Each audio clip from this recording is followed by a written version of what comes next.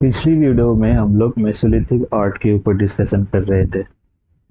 Mesolithic art क्या, pre historic art, वो उसको हम प्री हिस्टोरिक आर्ट ही डिस्कस कर रहे थे। तो प्री हिस्टोरिक आर्ट को बेसिकली हमने दो कैटेगरीज में डिवाइड किया था। एक थी पोर्टेबल आर्ट, यानी वैसे आर्ट जिसको आर्ट वैसे आर्ट फॉर्म्स जिनको एक जगह से दूसरी जगह आसानी से कैरी किया जा सकता था। और दूसरी आती है हमारी स्टेशनरी आर्ट। स्टेशनरी का मतलब है कि एक जगह पे स्थिर, जिनको हटाया या हिलाया डुलाया नहीं जा सकता है। सो पोर्टेबल आर्ट्स में जनरली हमारे छोटे आर्ट के आइटम्स होते थे, जैसे कोई टूल्स हैं या इम्प्लीमेंट्स हैं, कोई किसी तरह की डिजाइन है, किसी तरह की पैटर्न्स हैं। तो ये सभी हमारे पोर्टेबल आर्ट्स में आ जाते हैं। वही स्टेशनरी आर्ट में हमारे पेट्रोग्लिफ्स आते हैं और केव पेंटिंग्स आते हैं। पेट्रोग्लिफ्स वैसी आर्ट फॉर्म होती है जहाँ पे हम एक रफ सरफेस को कुरेच करके उस पे कलर अप्लाई करते हैं। वहीं केव पेंटिंग्स में हम सिंपली ब्रश और पेंट की मदद से पेंट करते हैं। तो ये हो गई हमारी स्टेशनरी आर्ट। फिर हमने देखा था कि इंडियन सब कॉन्टिनेंट में लगभग 150 से भी अधिक ऐसे आर्ट साइट्स हैं, ऐसे केव साइट्स हैं जहाँ पे हमें केव पेंटिंग्स मिली हैं। और सबसे अधिक केव पेंटिंग्स हमें सेंट्रल इंडिया से मिली है, खास करके मध्य प्रदेश से। तो मध्य प्रदेश में ही एक होशंगाबाद जिला है जहाँ पे ये भीमबेटका केव्स हैं। सो भीमबेटका को हम एक प्रोटोटाइप के रूप की तरह यूज करते हैं, केस स्टडी की तरह यूज करते हैं, क्योंकि एक तो वहाँ पे हमें कॉन्टिन्यूसली हैबिटेशन मिली है, कॉन्टिन्यूस जो भी कल्चरल कंटिन्यूएशन जिसको हम कहते हैं वो मिली है। और दूसरी इसलिए भी हम यूज करते हैं क्योंकि जो मेसोलिथिक आर्ट है, तो through out the sub continent उनमें एक तरह की सिमिलैरिटी रही है। Similarity in terms of themes and in terms of technique. हाँ, थोड़ी बहुत रीजनल वेरिएशन मिल सकती है, क्योंकि जो कल्चर है वो ज्योग्राफी के ऊपर भी डिपेंड करती है। लेकिन थीम और टेक्निक वाइज हम देखेंगे तो Mesolithic paintings all over the sub continent एक यूनिफॉर्मिटी हमें देखने को मिलती है। इसलिए हम भीमबेटका के केस स्टडी को भीमबेटका को केस स्टडी के रूप में लेते हैं और उसकी मदद से हम मेसोलिथिक पेंटिंग या प्री हिस्टोरिक पेंटिंग को समझते हैं। तो मेसोलिथिक पेंटिंग्स की जो नेचर है, तो हम नेचर को हम समझने के लिए हम देखते हैं कि हमने कुछ आधार तैयार किए हैं नेचर को समझने के लिए। जैसे हम देखते हैं कि कैनवास, यानी कि जो पेंटिंग्स है उसको किस सरफेस पे बनाई गई है। फिर उन पेंटिंग्स की थीम्स क्या है, उसकी टेक्निक क्या है। टेक्निक मतलब कि कलर कंपोनेंट क्या है, कलर कैसे बनाई जाती थी, ब्रश कैसे यूज की जाती थी, किस तरह से ब्रश बनाई जाती थी। तो ये सारी टेक्निक हम देखेंगे। फिर यूटिलिटी की, क्यों मेसोलिथिक कल्चर में Mesolithic people were painting these things, it was only for the sake of art or there was something more behind it. And then we will look at the significance or relevance to our modern times. तो इन सारे nature को हम इन categories में समझते हैं। तो कल हमने देखा था कि कैनवास, थीम्स और टेक्निक को हमने समझा था। तो कैनवास मतलब कि जो सरफेस है, तो सरफेस तो जनरली रॉक के वॉल्स जो थे वही सरफेस थे। और कहीं कहीं हमने देखा मेसोलिथिक फेज में कि ओपन रॉक्स को भी सरफेस बनाया जाता था, यानी कि जो केव साइट्स है, शेल्टर्ड इन साइट्स हैं, उसके बाहर जो अगर कोई रॉक्स पड़े हुए हैं उनके ऊपर भी पेट्रोग्लिफ्स या पेंटिंग्स बनाए जाते थे। फिर स्मॉलर आइटम जो पोर्टेबल आइटम्स थे, पोर्टेबल आर्ट है, उस पर भी किसी तरह की डिजाइन है, कलर कंपोनेंट्स हैं, तो उनको यूज करके थोड़ी बहुत पेंटिंग कर ली जाती थी। तो ये हो गए उनके मीडियम, कैनवास, किस सरफेस पे वो पेंटिंग करते थे। लेकिन मोस्ट इम्पोर्टेंटली हम देखेंगे उनके कलर और यानी कि टेक्निक और थीम्स को, then utility also, and ultimately significance of these paintings. So colour में हम देखते हैं, तो कलर टेक्निक में हम कलर और ब्रश की बात करते हैं। तो कलर में हमने देखा था कि 16 different types of colours have been used, and most often white and light red were used. But other than that, we see that blue color were also used, then green color were also used, yellow color were also used, और colour were also used। ये जो और colour इसको हम लोग कहते हैं गेरुआ कलर, गेरुआ या भगवा कलर जो कहते हैं, गेरुआ कलर। तो ये भी कलर्स हैं। इसके अलावा इन कलर्स के भी अलग अलग शेड्स हमें देखने को मिलते हैं। तो लगभग 16 different shades of colour have been used, जिसमें से वाइट और लाइट रेड सबसे अधिक बार यूज की गई है। फिर ये कलर्स को तैयार कैसे किया जाता था? तो इन कलर्स को आपको पता होगा, अपने स्कूल में पढ़ा था मेटलर्जी वाले सेक्शन में, कि मेटल्स या मिनरल्स के अपने minerals possess different minerals possess different colours. और ये ऑब्जर्वेशन, ये नॉलेज हमारे प्रीहिस्टोरिक पीपल को भी थी। सो जितना हमारे एक प्रिजुडाइज है कि प्रीहिस्टोरिक पीपल को लेकर के they were backward people, they were not that backward actually. So they were having the knowledge of seasonal changes. They were having the knowledge of this minerals, the color composition. They were having the knowledge of some what we say, some techniques of preparing tools. And as we will see later on, that from Neolithic period, so even today जो जितने तरह की हम food grains आज use करते हैं, so most of them, more than 80 to 90% of them were already discovered in the prehistoric period. So they were not that backward as it is prejudiced about them. However, moving beyond that, so color को जैसा हम जानते हैं कि minerals के पास अपने अपने colours होती हैं, तो इन मिनरल्स को पीस करके, ग्राउंड करके, इनमें पानी मिला दिया, एनिमल फैट मिला दिया, या बोन मैरो मिला दिया, एग वाइट मिला दिया, तो ये सारी चीज़ों को मिला करके कलर तैयार की जाती थी। और ब्रश की बात करें तो ब्रश तो एनिमल फर्स या कोई जो घास फूस है या एनिमल हेयर है उसके साथ एक हैंडल अटैच करके एक ब्रश तैयार कर ली जाती थी। तो ये इस तरह से उनकी जो पेंटिंग की जो एसेसरीज है वो तैयार हो गई और वो पेंट करते थे। तो ये तो होगी टेक्निक की बात, कैनवासिंग की बात। अब जो बहुत इंपॉर्टेंट है वो थीम पे हमने कल देखा था कि थीम वाइज हमने देखा था कि 3 तरह की थीम्स हैं, एनिमल थीम, ह्यूमन थीम, और कुछ पेंटिंग ऐसे हैं जिनका नॉर्मल लाइफ से कोई लेना देना नहीं है। That was completely creative imaginative paintings and that is called abstract paintings. So animal themes में हमने हंटिंग सीन देखी, और फिर animals were also depicted in more peaceful manner, and then we have some mythological animals also, for example Bhimbetka boar. Then we have seen different types of animals, 29 different types of animals have been depicted, and no, most remarkably, no snake has been depicted. The snake which is venerated among many communities and which is associated with Lord Shiva is nowhere mentioned in the Mesolithic painting. Then we have also seen the X-ray paintings of animals and human beings also showing internal organs and fetuses also. So they were having this idea also of human anatomy or the process of life birth also. So then we have another theme of human beings. Human beings are also associated with hunting and fishing, and human beings are also shown in more peaceful manner like dancing, marrying, and food preparation, and mothers are taking care of their child.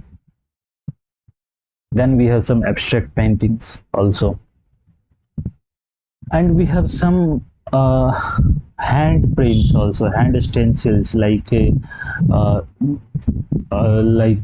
as we use, even we use these handprints on some auspicious occasions, on some special occasions like uh, um, any festival or marriage ceremony. So we use handprints today also, and many communities use these handprints. And और मैंने आपको एक अगर आपने नहीं देखा ऐसी चीजें हैंडप्रिंट्स, तो मैंने आपको एक रेफरेंस दिया था पंचायत वेब सीरीज की, जिसमें जो हमारे प्रधान जी हैं उनके जो घर के अंदर वाले जो गेट है, तो वहां पे आप देख सकते हैं उस तरह के हैंडप्रिंट्स। तो दैट क्लियरली शोज कि वो चीज़ें आज भी किस तरह से हम उस कल्चर को कैरी कर रहे हैं, किस तरह से यूज़ कर रहे हैं कल्चर को, हम कल्चर से कंप्लीटली ब्रेक नहीं हुए हैं। और मेसोलिथिक कल्चर्स आज भी कितनी रेलिवेंट है हमारी लाइफ में, और इस चीज़ को हम आगे डिस्कस भी करेंगे। फिर ये कॉम्पेरेटिव एनालिसिस हमने नहीं की थी, राइट? तो ये हम आज करेंगे कॉम्पेरेटिव एनालिसिस। सो चलो आज की लेक्चर, हम अपने लेक्चर यहाँ से शुरू करते हैं। सो एक क्वेश्चन के साथ हम लोग शुरू करेंगे।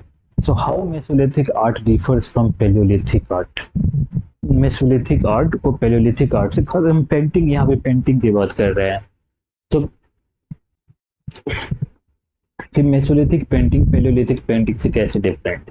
अब मैं पहले आपको एक हिस्टोरिकल डिबेट में ले जाना चाहता हूँ कि कई सालों तक ये माना गया है कि जो पेंटिंग है वो मेसोलिथिक फेज से एसोसिएटेड है, सोली बिकॉज कई सारे साइट्स ऐसे हैं जहाँ पे हमें माइक्रोलिथ्स मिले हैं, कैसे आर्ट साइट्स हैं या पेंटिंग साइट्स हैं जहाँ पे हमें माइक्रोलिथ्स मिले हैं पेंटिंग के साथ। तो ये माना गया कि जो पेंटिंग्स हैं वो मेसोलिथिक फेज की एक क्रिएशन है, कि मेसोलिथिक कल्चर में मेसोलिथिक लोगों ने पेंटिंग्स बनानी शुरू की। लेकिन अब ये चीज किस बेसिस पे था? ये सिंपली माइक्रोलिथ्स के पाए जाने की बेसिस पे था। लेकिन सिर्फ माइक्रोलिथ्स का मिलना कुछ हर मतलब असर्टेन नहीं करता है कि वो पीरियड मेसोलिथिक पीरियड ही रही है, क्योंकि हमने कई बार ऐसा देखा, कई साइट्स ऐसे देखे हैं जहाँ जो न्योलिथिक साइट है लेकिन वहां भी माइक्रोलिथ्स मिले हैं,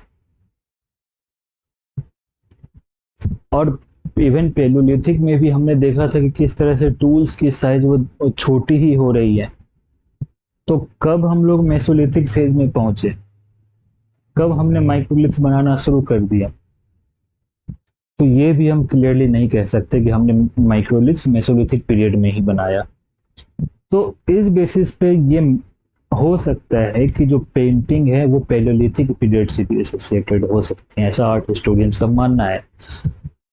और बाद में धीरे धीरे इस पे और भी ज़्यादा स्टडीज हुई, हमारे आर्ट हिस्टोरियंस की जो हार्ड वर्क है उसके बेसिस पे उन्होंने अब जा करके, मतलब अभी कुछ पिछले कुछ दशकों में ये डिमार्केट कर लिया है, और ये इस्टेब्लिश करने में वो सक्सेसफुल रहे कि जो पेंटिंग है वो अपर पेलियोलिथिक में ही उसकी शुरुआत हो गई थी, अपर पेलियोलिथिक में, यानी कि last phase of palaeolithic age में। अब दिक्कत ये है कि कैसे हम डिस्टिंग्विश करें कि कौन सी पेंटिंग पेलियोलिथिक फेज की है, कौन सी पेंटिंग मेसोलिथिक फेज की है, क्योंकि सिंपली हम पहले ये मान के चलते थे कि माइक्रोलिथ्स के बेसिस पे, कि जहाँ पे माइक्रोलिथ्स हमें मिली वो मेसोलिथिक पेंटिंग है, लेकिन और जहाँ नहीं मिली वो पेलियोलिथिक पेंटिंग है। लेकिन फिर वही बात है कि सिर्फ माइक्रोलिथ्स के पाए जाने पे हम पूरी तरह से असर्टेन नहीं कर सकते,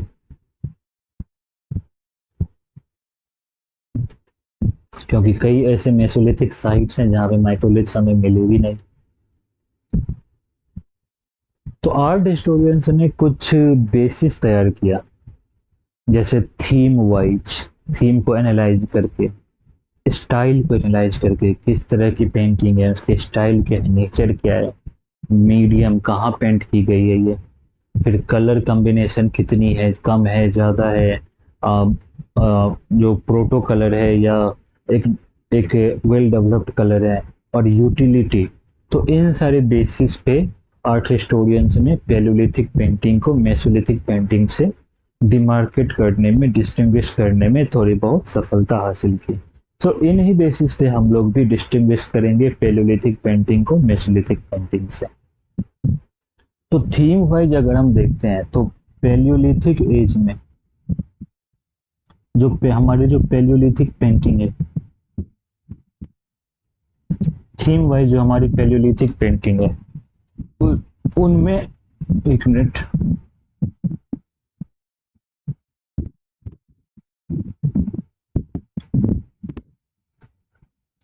उनमें एनिमल्स की जो सीन है,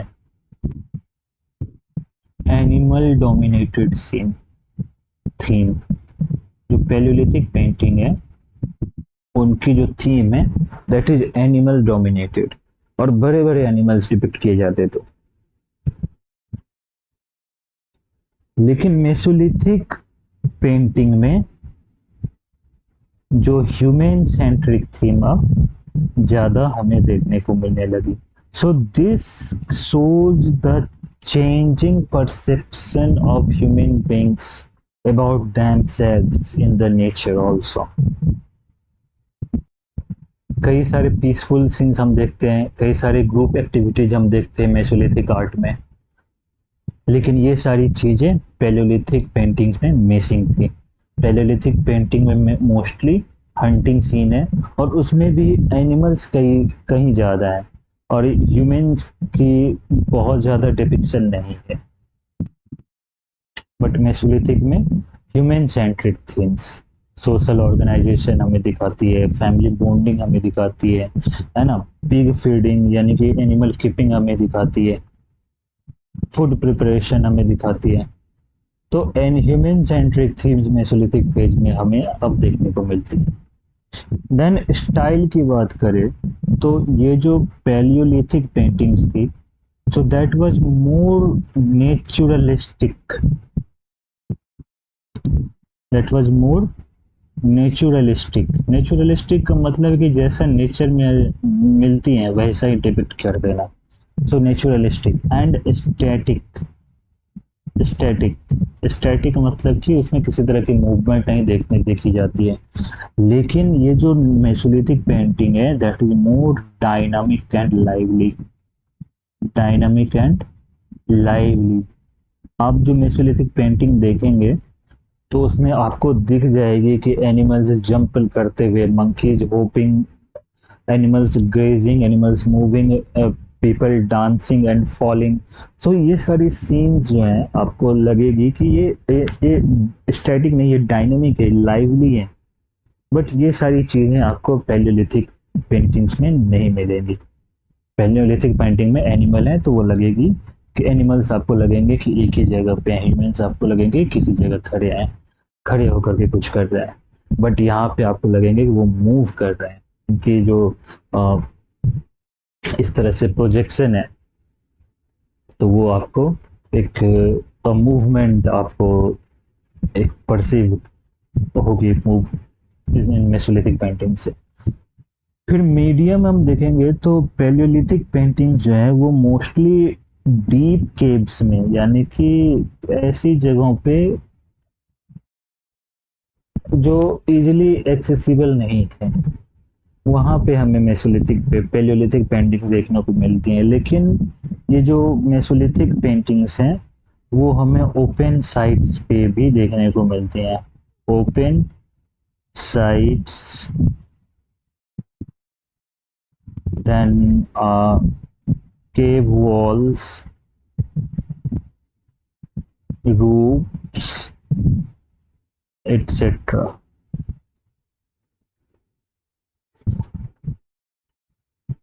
फिर कलर की बात करें तो कलर जो है पैलियोलिथिक फेज में लिमिटेड कलर यूज हुई थी, और हम ऑलमोस्ट एवरीवेयर हम देखते हैं कि वहां पे white and red colour use हुई। लेकिन जैसा कि हमने यहाँ मेसोलिथिक फेज में भीमबेटका के केस में देखा था, different 16 different types of colors were used, so diverse colors have been used in mesolithic age, but most often white and red यहाँ पे मोस्ट ऑफन यूज हुए। लेकिन फिर भी इनके अलावा भी कई अलग तरह के भी कलर्स थे, जैसे ब्लू है, येलो है, और है ग्रीन है। तो डाइवर्स कलर्स मेसोलिथिक पेंटिंग्स में हमें देखने को मिलती है।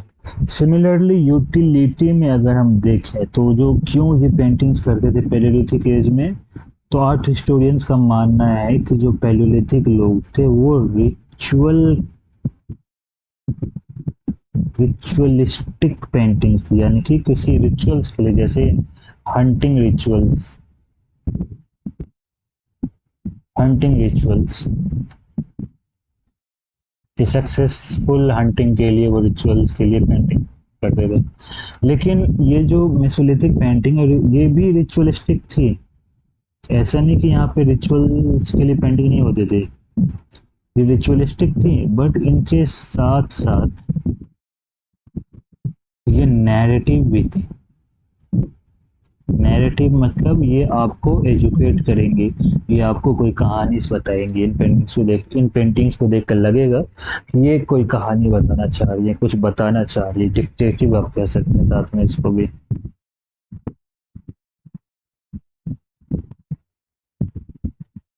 डिक्टेटिव। तो इन बेसिस पे पैलेलिथिक आर्ट को या पैलेलिथिक पेंटिंग को मेसोलिथिक पेंटिंग से डिस्टिंग्विश की जा सकी है। तो उम्मीद है कि ये चीज़ें आपको, ये डिस्टिंक्शन आपको क्लियर है और आप अब समझ चुके होंगे कि पैलियोलिथिक पेंटिंग मेसोलिथिक पेंटिंग से किस तरह से डिफरेंट है। So moving beyond that, moving ahead, let's now discuss one important aspect, and that is, let's write a simple question.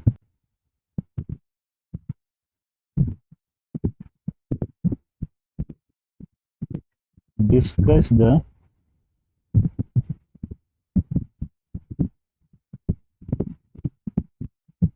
functionality of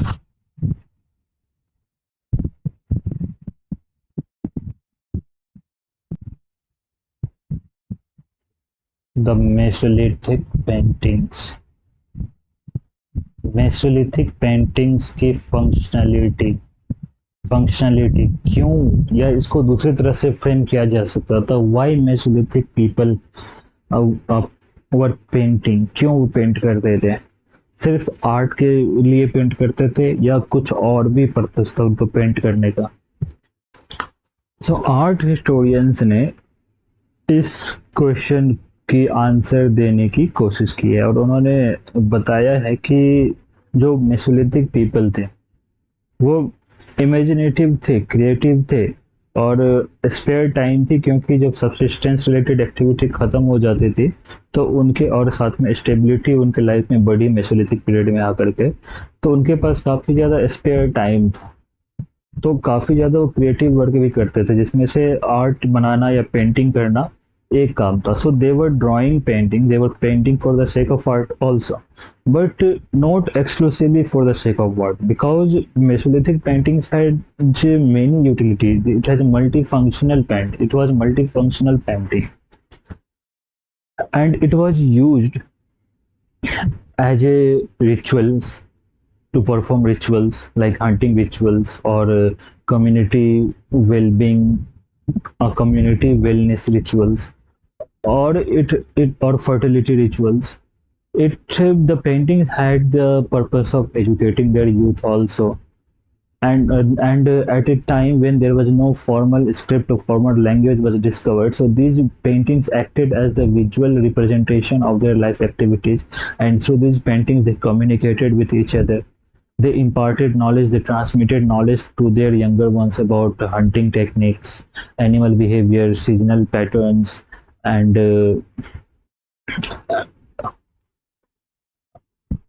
patterns. So these paintings were tied to survival. These paintings were tied to rituals. These paintings were tied to social organization or social bonding, social cohesion. These paintings acted as a shared memory of the Mesolithic communities, like hunting memories, dancing memories, or any social functions they attended, they were part of. So they depicted these. They painted these paintings as the visual representation or the visual memory of their social activities or their individual activities, their group activities. So they acted as the social cohesion also. Then these paintings also acted as the identity, individual identity or clan identity, community identity also. So we will now try to answer this question, and with the help of this question, I will guide you how to approach how to approach questions also, how to begin, how to conclude, etc. तो इनके इन question answers के through आपकी थोड़ी तैयारी answer writing भी थोड़ी बहुत सही हो सकती है.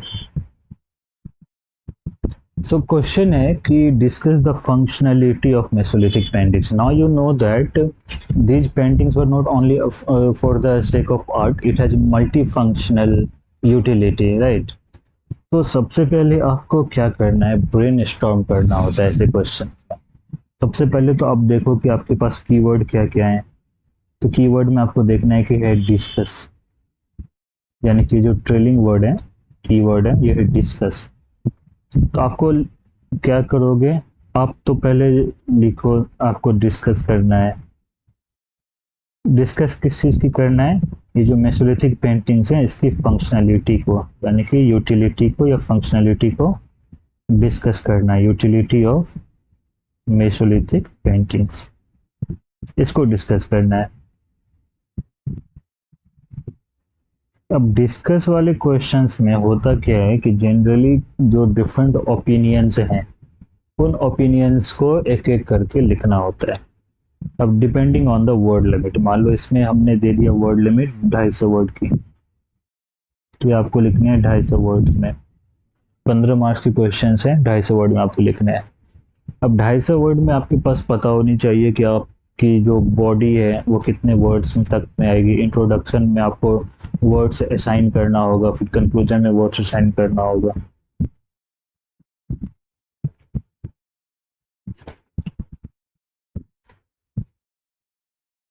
और दूसरी बात कि आंसर राइटिंग में जो इंट्रोडक्शन, आप जो बॉडी में जो आंसर लिखने वाले होते हैं तो उसकी एक थीसिस स्टेटमेंट दी जाती है इंट्रोडक्शन में. थीसिस स्टेटमेंट का मतलब होता है कि आप किस चीज़ को एक्सप्लेन करने वाले हैं अपने आंसर की बॉडी में, आप किस चीज़ को एक्सप्लेन करेंगे उसकी एक झलक दिखा दो इंट्रोडक्शन में, ताकि जो एग्जामिनर है, जो कॉपी चेक करने वाले हैं, उनको समझ में आ जाए कि आपको क्वेश्चन समझ में आ जाए. तो इस क्वेश्चन को शुरू करते हैं और देखते हैं कि आ, चलिए इस क्वेश्चन को शुरू करते हैं. तो फंक्शनैलिटी के बारे में लिखना है और फंक्शनैलिटी को डिस्कस करना है. तो यानी कि आपको इंट्रोडक्शन में इसको इंट्रोड्यूस करना पड़ेगा. It has multi functions. तो उसको कैसे यूज करोगे, तो चलो लिखते हैं.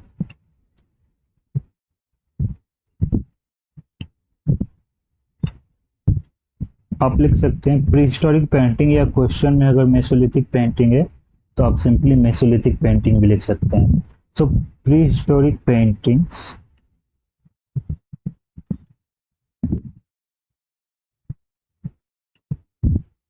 are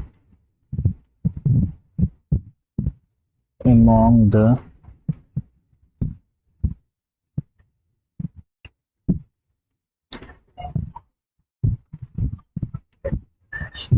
earliest forms of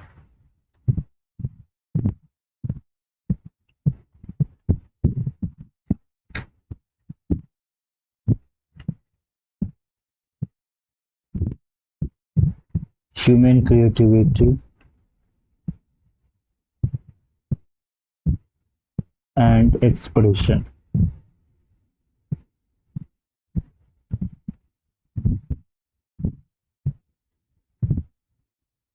These were not just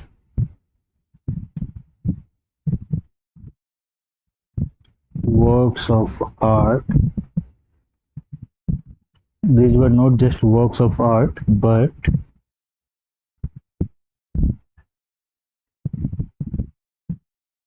closely tied to closely tied to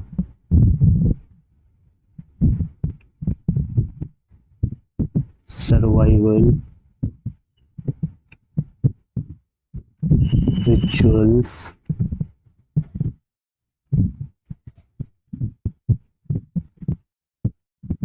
communication,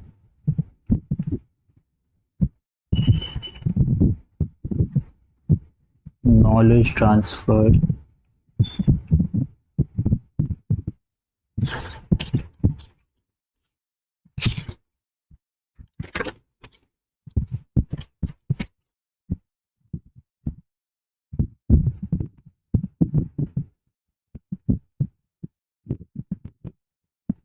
societal function,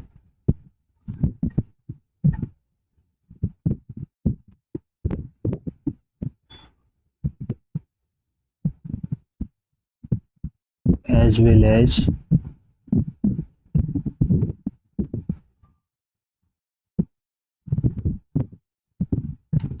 identity.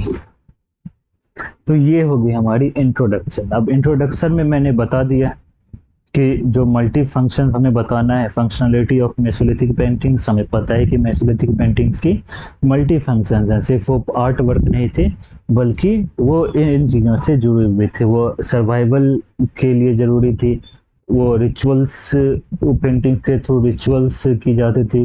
It was a mode of communication, it was a memory sharing, it had social utility also, it was used as a knowledge transfer, and it was also used as identity also। तो ये हमने introduction में ये सारी चीज़ें हमने बता दी। अब हम इन चीज़ को डिस्कस करेंगे, डिस्कस यानी कि एक एक पॉइंट को हम एक्सप्लेन करेंगे। तो सर्वाइवल में हमें क्या बताना है? सर्वाइवल देखो, अब सर्वाइवल क्या है कि कई सारी चीज़ें आपको, जो सर्वाइवल है या हंटिंग रिचुअल्स हैं, तो ये आपको एक जैसे दिखेंगे, बट फिर भी चलो लिख के देखते हैं सर्वाइवल। अब एक एक पॉइंट को हमें एक्सप्लेन करना है कि कैसे सर्वाइवल के में काम आती है। सो अब क्या है कि ये जो इन हंटिंग गैदरिंग बनाओगे, इन अ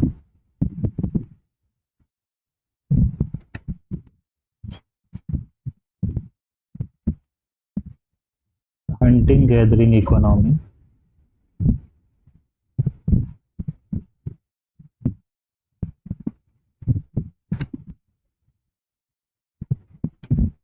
successful hunting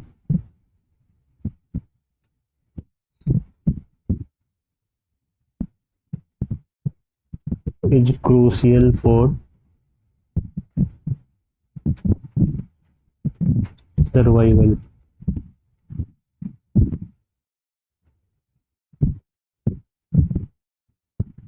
and food security।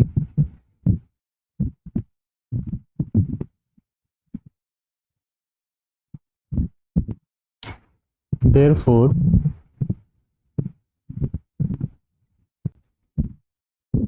it seems that, क्योंकि आपको पता नहीं है इसलिए आप लिखेंगे इसको, it appears that, it seems that, क्योंकि आपको एग्जैक्टली जब पता नहीं हो तो हिस्ट्री में आप ऐसे डायरेक्टली नहीं लिख सकते। आप बताओ कि इन चीज़ों की वजह से ऐसा लगता है, ऐसा प्रतीत होता है। Therefore, it seems that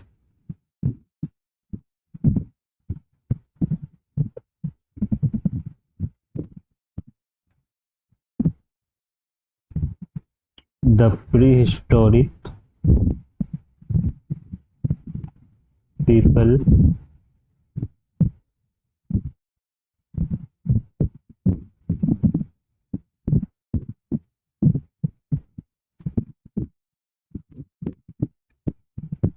painted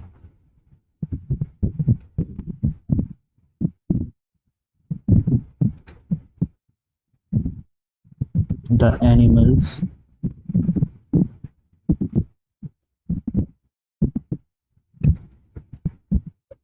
before hunting in order to gain control over them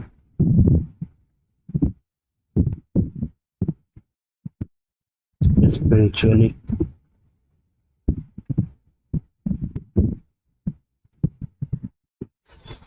ठीक है, ये हो गई सर्वाइवल की बात। अब हम बताएंगे rituals.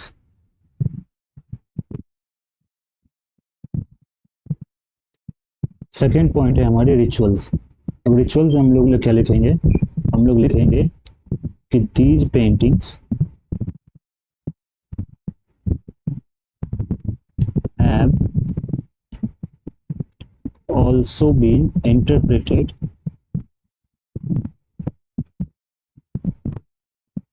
as some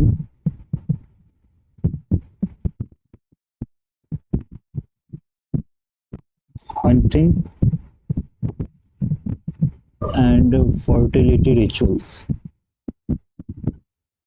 Hunting and fertility rituals.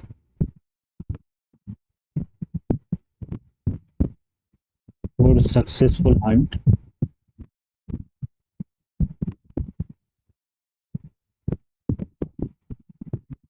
and appeasement of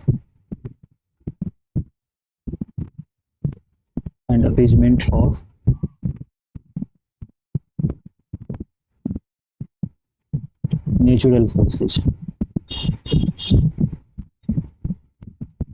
Fertility symbols या figures, fertility figures या fertility symbols such as invocation. Invocation का मतलब होता है आवाहन, किसी चीज को बुलाते हैं, आवाहन करते हैं, ये वो होती है invocation. So suggest invocations of prosperity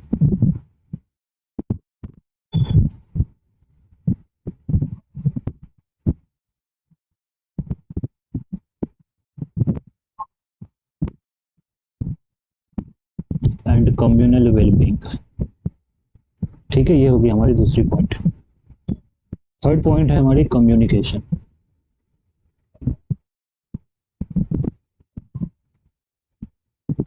मैं ये डिटेल में लिख रहा हूँ यहाँ पे, है ना, आपको इसमें से 250 वर्ड सेपरेट करना है।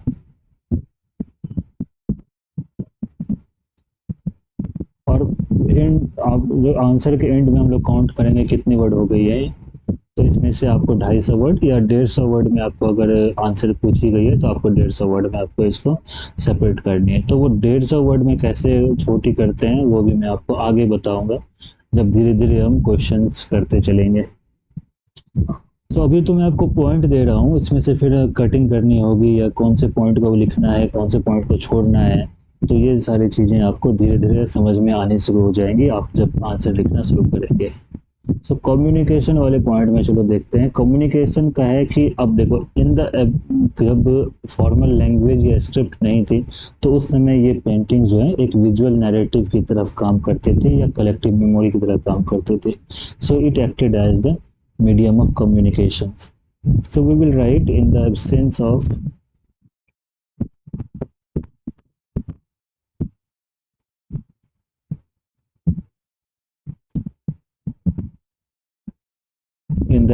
of proper language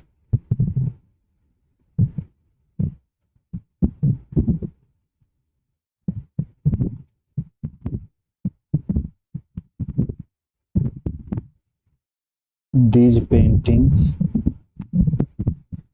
may have acted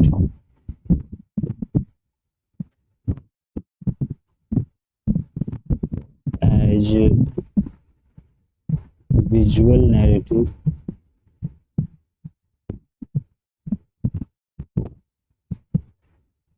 or collective memory और collective memory।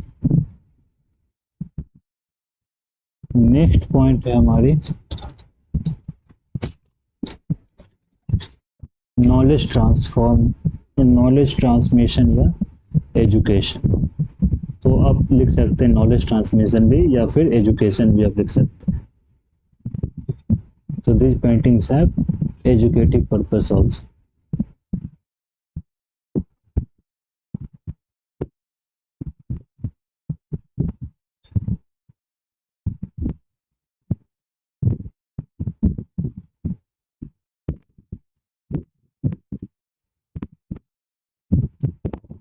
prehistoric paintings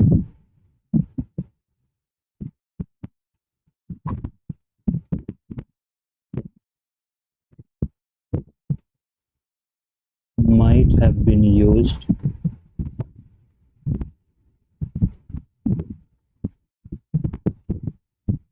as to educate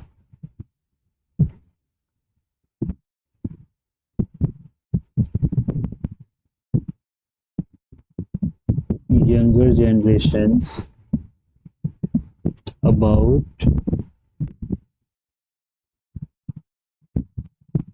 animal behavior,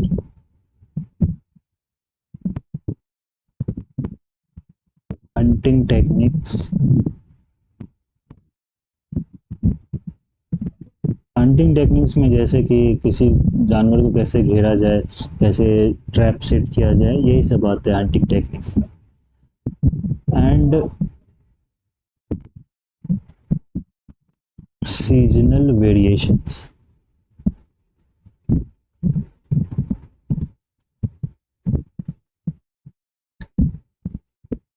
seasonal variations through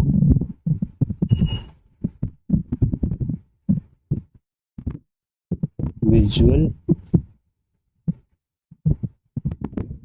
representation.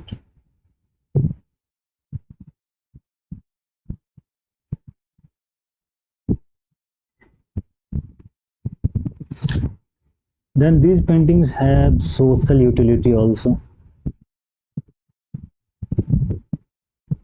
So social utility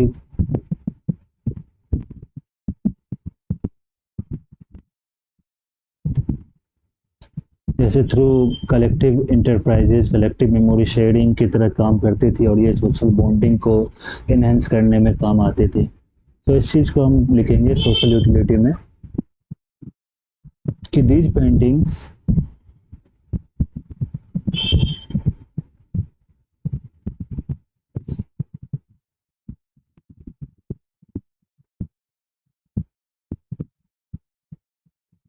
must have been एक कलेक्टिव इंटरप्राइज। कहने का मतलब है कि ये किसी एक पर्सन का काम नहीं है, ये मिलकर सोसाइटी में कुछ लोग मिल करके, कम्युनिटी मिल करके ये पेंटिंग करती होंगी। So these paintings must have been a collective enterprise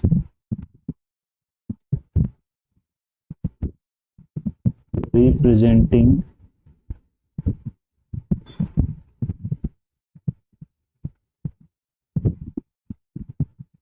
collective memories and fostering social unity.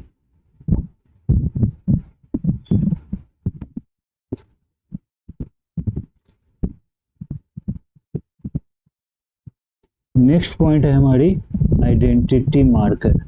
these paintings have the functions of identity also. तो आइडेंटिटी में कैसी identity? Community identity, clan identity, even individual identity जो हम hand prints देखते हैं। So that is interpreted as the earliest example of individual awareness or attempt to assert individual presence within community life. So these prehistoric paintings may have been identity markers also for different clans sharing similar motifs, style or signs. They may have also been used as territorial identity and some individual paintings or some motifs, some signs also be, some might have been the examples of individual assertion within community life also. तो identity में आप लिखेंगे कि these paintings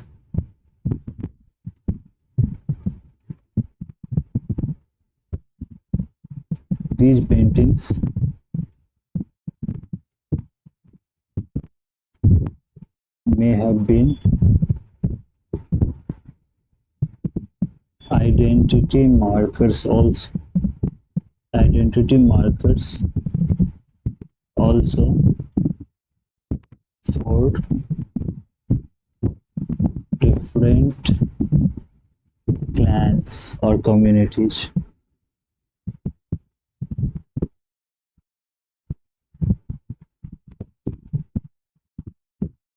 They may they may have also been used as territorial identity,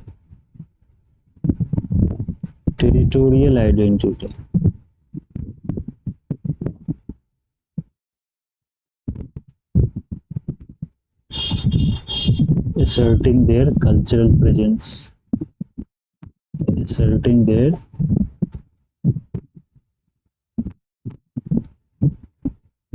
cultural presence. फिर इसी में एक point और आप जो जोड़ सकते हैं, हैंड स्टेंसिल्स या hand prints, hand marks, hand stencils और individual figures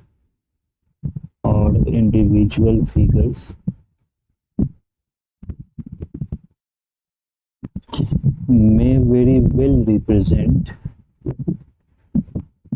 may very well represent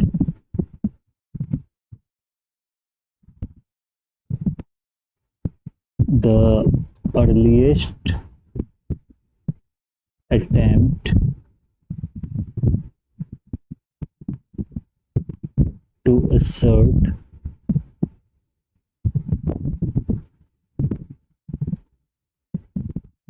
individual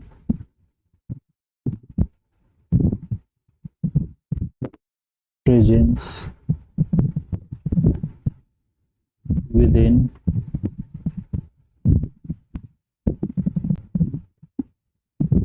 community life. Then finally, these paintings have creative or aesthetic function utility also. So lastly, we will write aesthetic and creative function.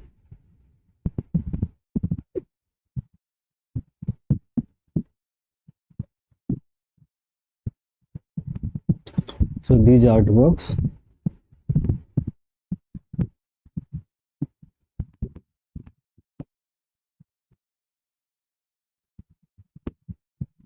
also reflect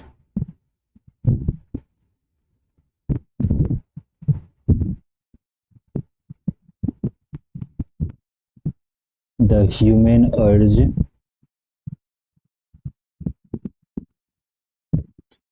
for creativity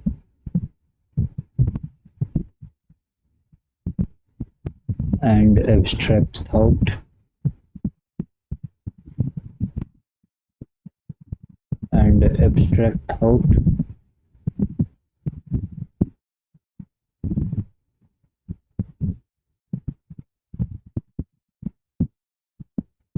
marking a leap in or jump in, marking a leap in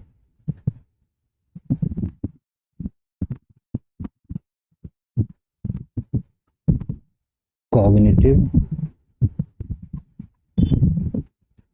development. तो काफी सारे point हो गए, कितने point हो गए, एक दो तीन, तीन छः और एक सात, सात पॉइंट हो गए टोटल, है ना। अब इसमें आप क्या कर सकते हैं, अब फाइनली आपको कंक्लूजन तो लिखनी ही होगी। अब कंक्लूजन में आप क्या लिखोगे, कंक्लूजन में वही आपने जो भी चीजें लिखी है उसी को कंक्लूड करना है, बट ध्यान रहे कि ये इंट्रोडक्शन को कॉपी नहीं कर रहे हैं आप कंक्लूजन में। सो कंक्लूजन में आप लिख सकते हैं कि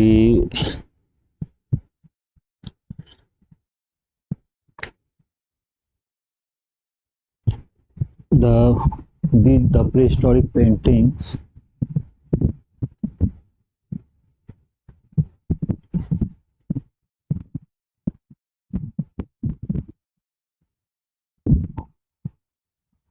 The prehistoric paintings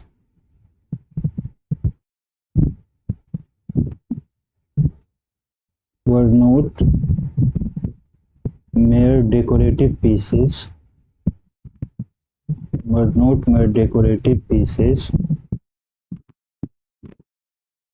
but were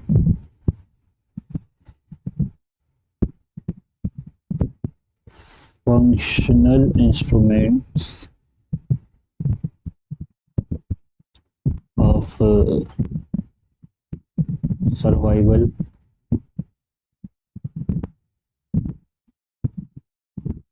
rituals,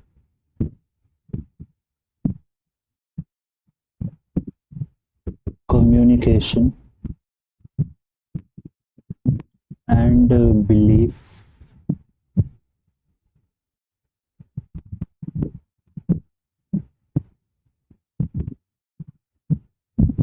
They reveal how early men interacted with nature. They reveal how early men used art. Okay, how early men used art as the medium, as the medium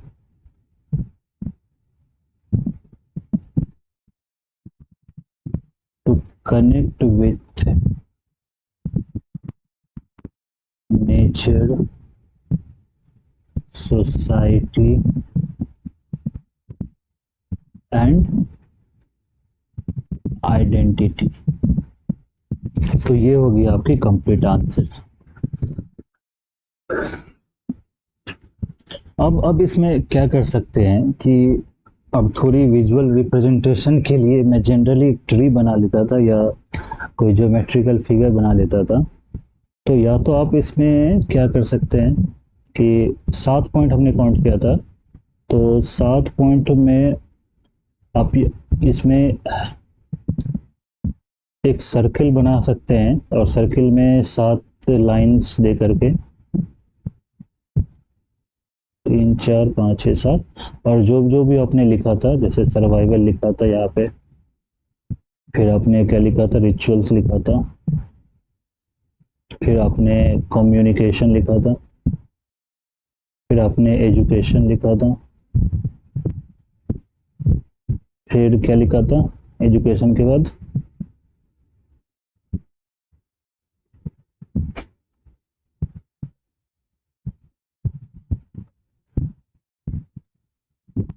social cohesion,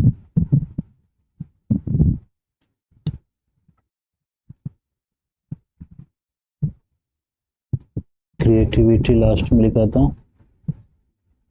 और identity. तो आप ये चीज draw कर सकते हैं, और बीच में आप लिख सकते हैं ऐसे प्री हिस्टोरिक पेंटिंग या मेसोलिथिक पेंटिंग। 7 पॉइंट है तो आप सेप्टागन भी बना सकते हैं, बट सेप्टागन थोड़ी वो हो जाती है, एक यूनिफॉर्म टाइप की नहीं लगती है। तो आप इसमें जो मेरे नोट्स में ये थे बने हुए, तो मैं क्या करता, मैंने इसमें एक ट्री वाली बनाई थी, मैंने भी कहीं से देखी थी, कॉपी की थी, तो ट्री वाला मुझे बहुत अच्छा लगा था। ऐसे 7 पॉइंट निकाल लो,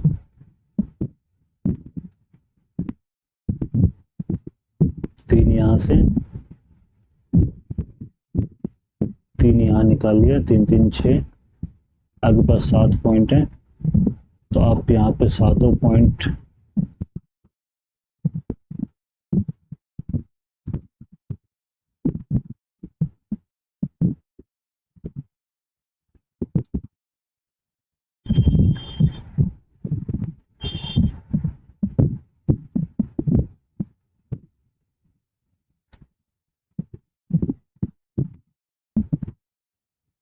आप यहाँ पे दे दो,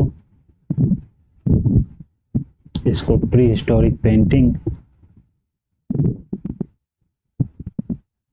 और जो 7 पॉइंट है आपके उसमें लिख दो। ये फर्स्ट पॉइंट है आपकी सर्वाइवल, सेकंड पॉइंट है आपकी रिचुअल्स, थर्ड पॉइंट है आपकी कम्युनिकेशन, फोर्थ पॉइंट है आपकी एजुकेशन, फिफ्थ पॉइंट है सोशल कोहेशन, सिक्स्थ पॉइंट है आइडेंटिटी एंड फाइनली क्रिएटिविटी। तो आप ये भी डायग्राम बना सकते हैं साथ में। तो उम्मीद है कि आपको थोड़ी समझ में आई होगी आंसर राइटिंग, पर आंसर राइटिंग एक रेगुलर प्रैक्टिस की चीज़ है। आप डेली आपको करना पड़ेगा, कम से कम 2 आंसर आपको लिखने ही पड़ेंगे और खुद से सोचना पड़ेगा।